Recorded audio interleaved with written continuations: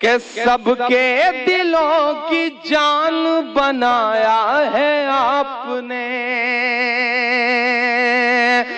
मुश्किल को भी आसान बनाया है आपने, मुश्किल को भी आसान बनाया है आपने। कैसे अदा करूंगा मोहब्बत का कर्ज मैं, अपनी मोहब्बत के लेके हाथ उठे, कैसे अदा करूंगा मोहब्बत का कर्ज मैं। इमरान को इमरान बनाया है आपने, के आया है दायरे में सिमट के आया है, हर रवायत से हट के आया है। आंधियों को जरा खबर कर दो, बताना सुन के मुझे, आंधियों को जरा खबर कर दो, शेर वापस पलट के आया, शेर वापस पलट के आया है। आदाब नाज़रीन, A1 टीवी की जानिब से आज मैं मौजूद हूँ रायचूर शहर के अरब मोहल्ले में, और मेरे सामने मौजूद है एक ऐसे जवां सा शायर जिनकी आवाज़ के लिए आज ना के हिंदुस्तान बल्कि बैनुल अक़वामी कई नौजवान जिनकी आवाज़ सुनने के लिए बेचैन हैं। इससे ख़बर कि मैं उनसे बात करूँ, एक खिताब उनके ताल्लुक से मैं सुनाना ज़रूर चाहूँगा कि दिवाली के, अब आप देख रहे हैं आजकल में दिवाली भी है, दिवाली के फटाखे की लड़ी है या हमारे यरगेरे की धनमड़ी है, दिवाली के फटाखे की लड़ी है या हमारे यरगेरे की धनमड़ी है, जो रायचूर को मोहब्बत लेके आया है, ये वही इमरान प्रतापगढ़ी है। आइए मैं इमरान प्रतापगढ़ी साहब से आपको बात कराता हूँ।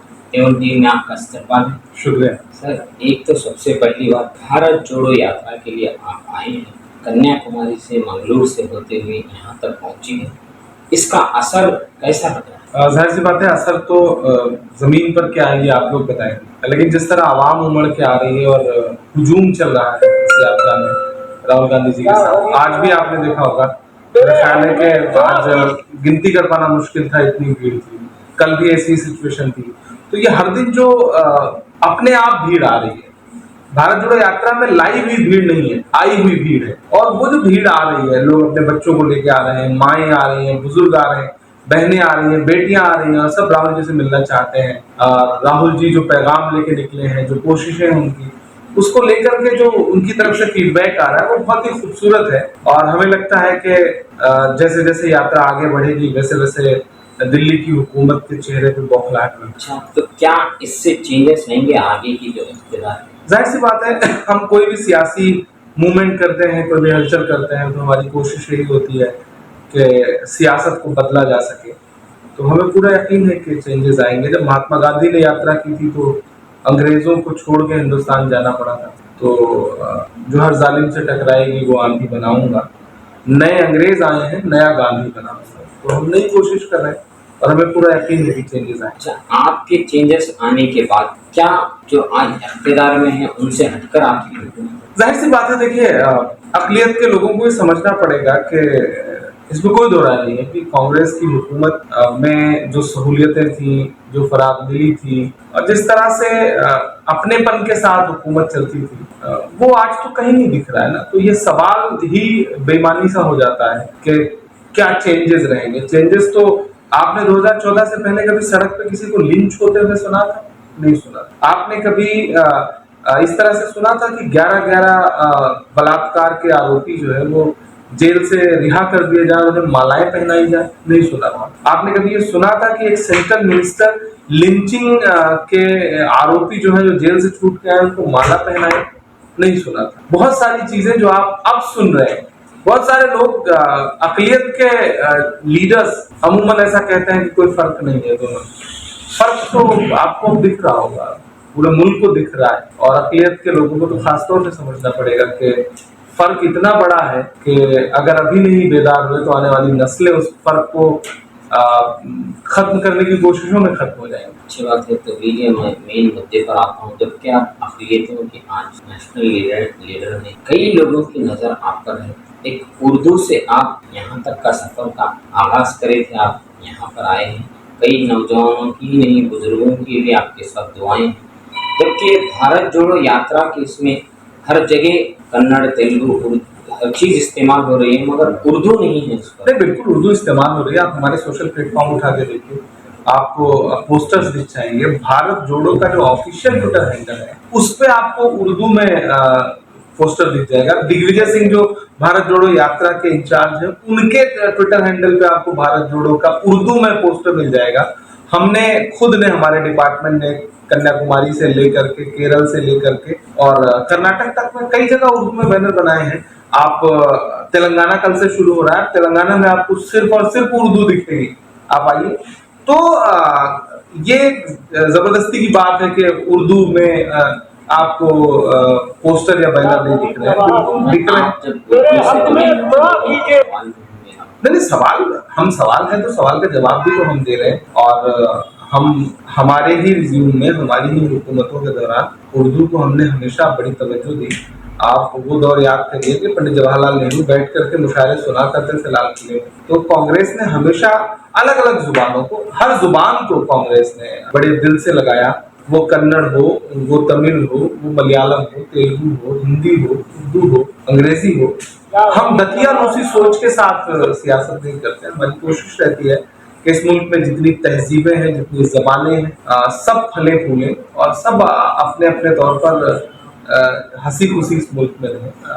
अक्सर अपोजिशन कहती है ये मुसलमानों की पार्टी है, मगर मुसलमान ये कहते हैं कि कांग्रेस उन्हें नेगलेक्ट करती है। अब ये कांग्रेस का कितना बड़ा अलमिया है कि मतलब एक तबका कहता है कि ये उनकी पार्टी है, वो तबका कहता है नहीं, ये तो हमें पूछती ही नहीं। दरअसल कांग्रेस किसी की पार्टी नहीं, किसी मजहब की पार्टी नहीं, किसी जात की पार्टी नहीं। कांग्रेस सबकी पार्टी है। कांग्रेस हिंदुस्तानियों की पार्टी। और जो ये सोचते हो मजहबी चश्मे से चश्मा लगा करके कि ये हमारे मजहब की पार्टी हो जाए या हमारे धर्म की पार्टी हो जाए, तो हम उनसे कहना चाहते हैं कि कांग्रेस संविधान को मानने वाली पार्टी। इस देश के संविधान में जो जो लिखा है हम उसे इम्प्लीमेंट करने की लड़ाई लड़, और उसमें हर जात, हर धर्म, हर मजहब के लिए बराबर का मकाम है, हम बराबरी की। जब माइनॉरिटी से आप जुड़े हैं तो क्या वहाँ से यहाँ तक आगे जो इलेक्शन आने वाले हैं उसमें ज्यादातर हमारा भी हक रहे, हिस्सा रहे? नहीं, हर जगह है हिस्सा, कहाँ नहीं है, कहाँ नहीं है। आप सवाल ये खड़ा होता है कि कहाँ हिस्सा नहीं मिल रहा है। जहाँ नहीं मिल रहा होगा वहां भी मिलेगा, सरकार से पहले भी मिलेगा और सरकार बनने के बाद भी मिलेगा। उसकी लड़ाई लड़ेगा।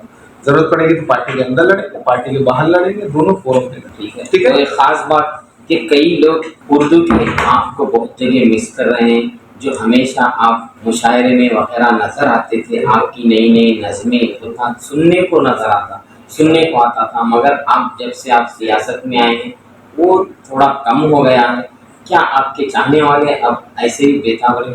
नहीं, मैं मुशायरे शुरू करूंगा। एक्चुअली जब से मैं पॉलिटिक्स में आया तो इस मुल्क में हालात ऐसे बन गए हैं कि मैं डाइज पर हुकूमत के खिलाफ और तमाम मसलों पर नज़में पढ़ूं या सड़क पे उतर करके संघर्ष करूं। तो अभी इस वक्त मैं सड़क पे और अल्हम्दुलिल्लाह अब तो पार्लियामेंट भी पहुंच गया हूं। तो मैं कोशिश कर रहा हूं कि पार्लियामेंट में भी और सड़क पर भी, दोनों जगह मुद्दों पर लड़ाई लड़ूं, हुकूमत के खिलाफ पुरजोर तरीके से अपनी आवाज उठाऊं। बाकी शायर तो मैं हूं ही, वो खुदादाद है, वो मर नहीं सकता।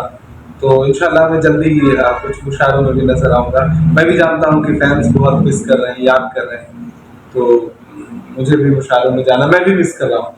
मैं भी अपने चाहने वालों को मिस कर रहा हूँ। तो मैं कोशिश करूंगा कि जल्दी से जल्दी कुछ मुशायरों में भी शिरकत करूँ, थोड़ा सा वक्त निकालें। कई नौजवान आपकी तरन्नुम में कई चीजें लिख रहे हैं, पढ़ रहे हैं, आप उनके लिए भी एक दो अल्फाज बोलिए, उनमें मैं भी नहीं, देखिए, ये किसी भी शायर के लिए, किसी भी वक्त के शायर के लिए इससे बड़ा इनाम कुछ नहीं हो सकता कि एक पूरी जनरेशन उसे फॉलो करे, उसे कॉपी करे, उसके लहजे में बात करे। तो मैं अगर ऐसा है कि लोग मुझे कॉपी करते हैं या मेरी तरह से नज़्में कहने की कोशिश करते हैं, तो ये मेरे लिए खुशनसीबी, मैं इसके लिए अल्लाह का शुक्रिया अदा करूंगा कि उसने मेरे लहजे में वो तासीर रखी कि लोग उसे फॉलो कर रहे हैं। वरना लोग मरने के बाद याद किए जाते हैं, और मैं अपनी आंखों से अपनी नज़्में, अपनी शायरी को लोगों की ज़बान पे चढ़ते हुए देखता हूँ, दीवानगी देखता हूँ, तो मेरे लिए बहुत खुशी की वैसे बात आप थक गए हैं, आखिरी एक गजल की कोई भी एक आप सुना अब दीजिए। आज एक्चुअली शायरी का कोई माहौल नहीं है, मैंने कहा ना मुशायरे में सुनाऊंगा। आज हम सियासी गुफ्तगू कर रहे थे। ठीक है, शुक्रिया, अच्छा लगा बात करके आपसे, थैंक यू।